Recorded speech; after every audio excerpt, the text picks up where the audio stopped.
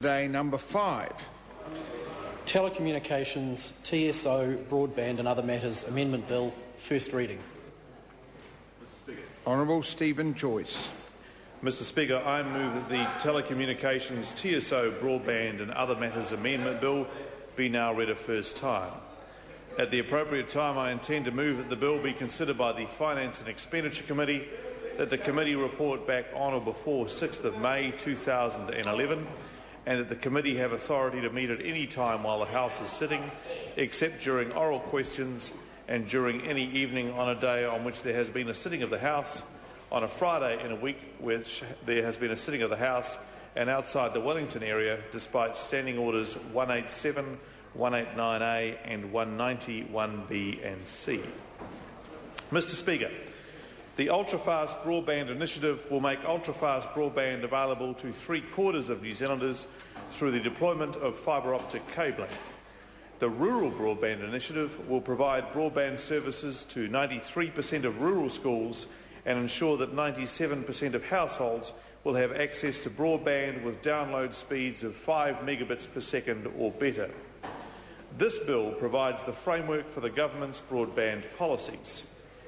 The bill ensures that the networks under both initiatives are open through new binding open access undertakings, ensuring the networks be made available in accordance with non-discrimination and equivalence rules.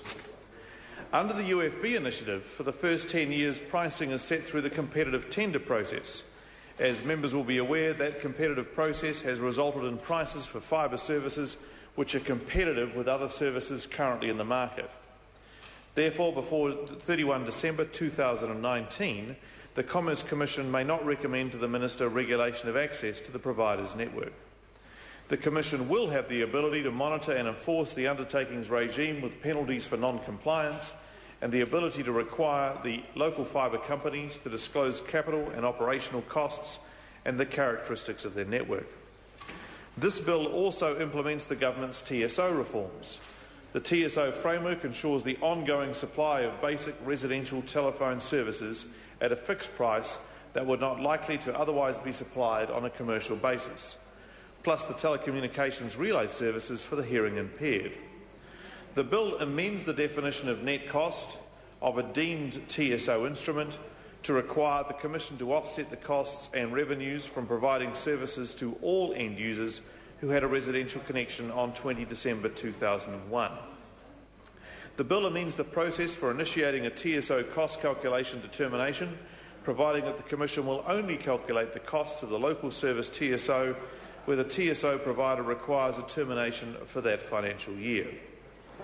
The bill amends payment of compensation to a TSO provider by requiring the Crown to pay compensation due to TSO providers as assessed by the Commission.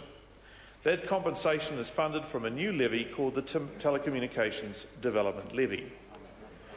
The annual amount to be collected for the TDL levy is specified in the bill, and the money collected will first pay for any TSO charges and then rural telecommunications infrastructure development and upgrades to the emergency calling services.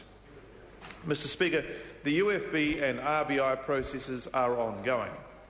As a result of discussions and outcomes between Crown Fibre Holdings and bidders, some additional legislative amendments may be needed. These may extend to measures to assist with the deployment of fibre, and in the event that Telecom is selected as a preferred supplier in the UFB, amendments to enable structural separation. Should changes be required, the Government will introduce a supplementary order paper containing any legislative amendments during Parliament's consideration of the bill. Mr Speaker, I commend this very important bill for the future of New Zealand's telecommunications sector to the House. Question is the motion be agreed to.